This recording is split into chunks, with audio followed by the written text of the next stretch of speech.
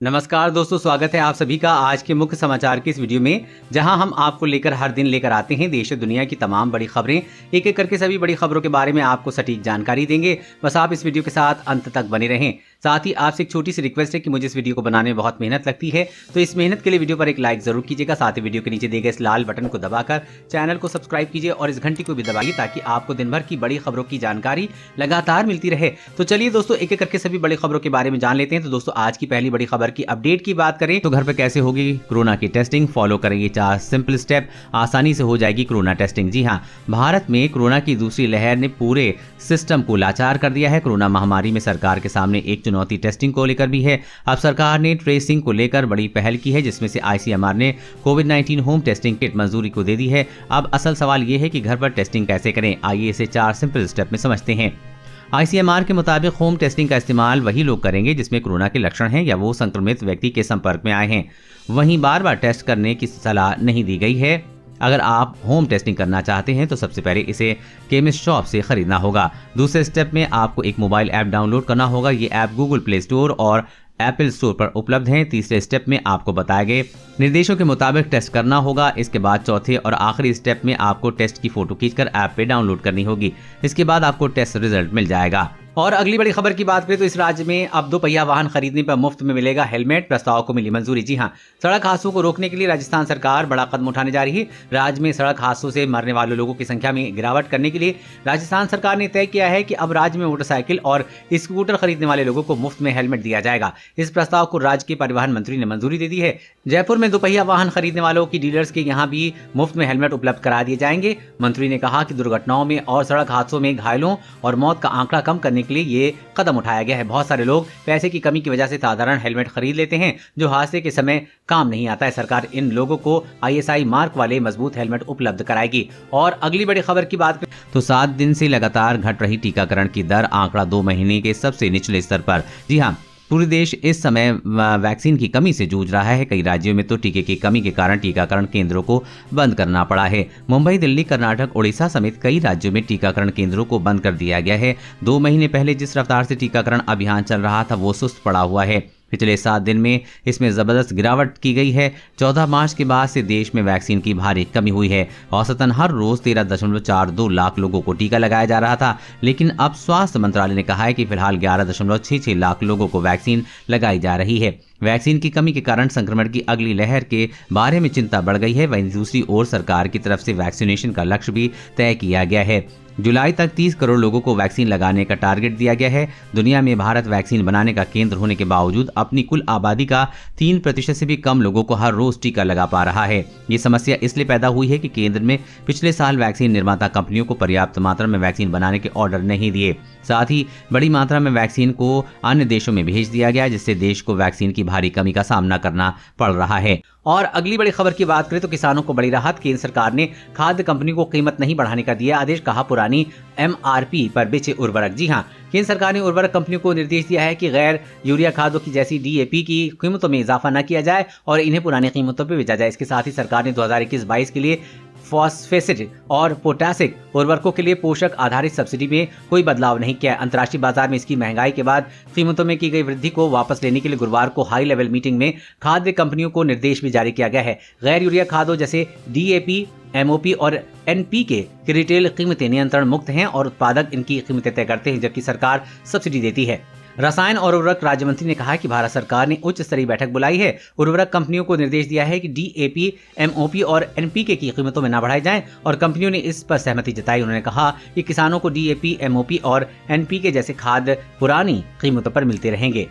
और अगली बड़ी खबर की बात करें तो देश में तेजी से फैल रहा है ब्लैक फंगस। महाराष्ट्र समेत इन राज्यों में बढ़ रहे हैं मामले। जी हां, देश में कोरोना संक्रमण के साथ साथ अब ब्लैक फंगस तेजी से पैर पसार रहा है। केंद्र सरकार ने सभी राज्यों को पत्र लिखकर इसके लिए सावधान किया और इसे महामारी एक्ट के तहत अधिसूचित रोग घोषित करने को कहा है। बता दें कि इस खतरनाक ब्लैक फंगस से देश में अब तक 100 से अधिक मरीजों को मौत हो चुकी है, जिसमें महाराष्ट्र में सबसे अधिक 90 लोगों की मौत हुई है। वहीं केंद्रीय मंत्री ने बड़ी घोषणा करते हुए कहा है कि ब्लैक फंगस के इलाज में उपयोगी दवा एम्फोटेरेसिन बी की कमी के मुद्दे का जल्द समाधान किया जाएगा। कई नई दवा कंपनियों को इस औषधि के विनिर्माण की मंजूरी दी गई। उन्होंने कहा कि भारतीय कंपनियों ने एम्फोटेरेसिन बी की 6 लाख खुराक के आयात के लिए ऑर्डर दिए हैं। हम स्थिति सामान्य करने के लिए हर संभव प्रयास कर रहे हैं।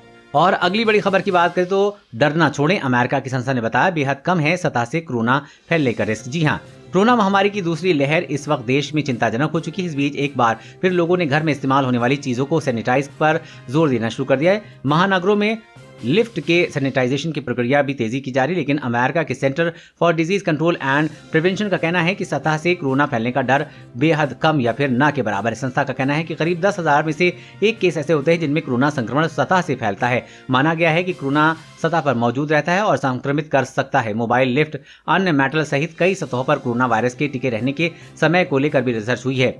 सीडीसी के डायरेक्टर का कहना है कि सतह पर मौजूद कोरोना वायरस से भी लोग संक्रमित हो सकते हैं, लेकिन इसकी दर बेहद कम है। सीडीसी की गाइडलाइन में कहा गया है कि सार्स कोविड वायरस के फैलने की मेन रूट सतह नहीं है। ये वायरस ज्यादातर बार डायरेक्ट कॉन्टेक्ट से ही फैलता है। और अगली बड़ी खबर की बात करें तो बड़ी राहत, कोरोना महामारी की वजह से इस साल नहीं बढ़ेगी सरकारी और प्राइवेट स्कूलों की फीस, टीचर्स को भी मिलेगी रेगुलर सैलरी। जी हां, कोरोना महामारी के समय में यूपी सरकार की तरफ से प्राइवेट और सरकारी स्कूल में पढ़ने वाले बच्चों के लिए राहत की खबर है। इस साल स्कूल की फीस नहीं बढ़ेगी। सरकार के इस फैसले से लाखों पेरेंट्स को बड़ी राहत मिली है।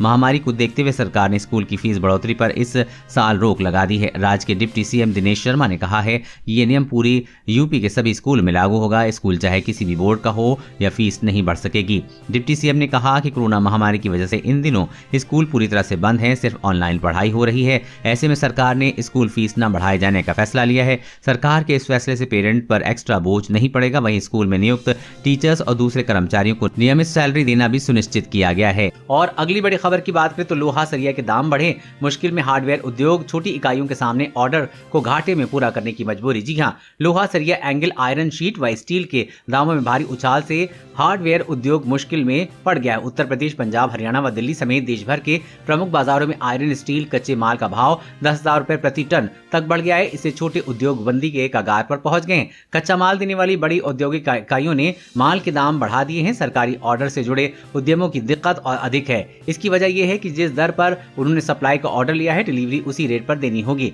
जो लोहा पहले 40 रुपए प्रति किलो मिल रहा जाता था, अब वो 69 रुपए किलो तक में है उपलब्ध है। चिंताजनक बात यह है कि सभी कंपनियां गठजोड़ कर एक साथ दाम बढ़ा रही। इसका असर यह है कि छोटी कंपनियों का कारोबार इस कोरोना और दाम वृद्धि के कारण 30 से 40% तक प्रभावित है। इसके साथ ही अब आम आदमी को भी घर बनाने से ज्यादा खर्च करना पड़ रहा है। और अगली बड़ी खबर की बात करें तो भारत की आबादी अब भी नहीं पहन रही मास्क, सिर्फ 14% लोग ठीक ढंग से लगा रहे हैं, स्वास्थ्य मंत्रालय। जी हाँ, देश में कोरोना वायरस संक्रमण का खतरा अपने चरम पर बना हुआ है। इस बीच केंद्रीय स्वास्थ्य मंत्रालय ने बताया कि भारत के 50% लोग अब भी मास्क नहीं पहन रहे हैं। स्वास्थ्य मंत्रालय ने बताया कि मास्क नहीं लगाने वाले का डेटा 25 राज्यों में ऐसे किए गए सर्वे पर आधारित है।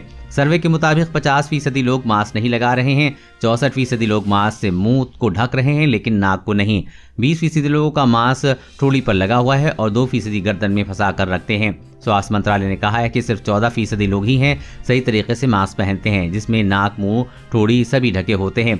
लोगों की इसी लापरवाही की वजह से देश में लगातार कोरोना फैल रहा है। वैसे दोस्तों, आप नियमित रूप से मास्क का इस्तेमाल करते हैं या नहीं, नीचे कमेंट करके जरूर बताइएगा।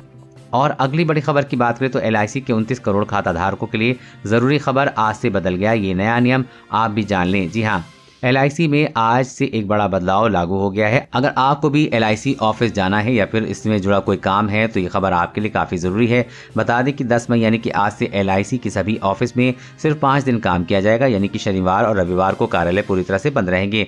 कंपनी ने एक सार्वजनिक नोटिस में कहा है कि 15 अप्रैल 2021 की अधिसूचना में भारत सरकार ने भारतीय जीवन बीमा निगम के लिए प्रत्येक शनिवार को सार्वजनिक अवकाश घोषित किया, यानी कि अब हर शनिवार और रविवार को LIC ऑफिस बंद रहेगा।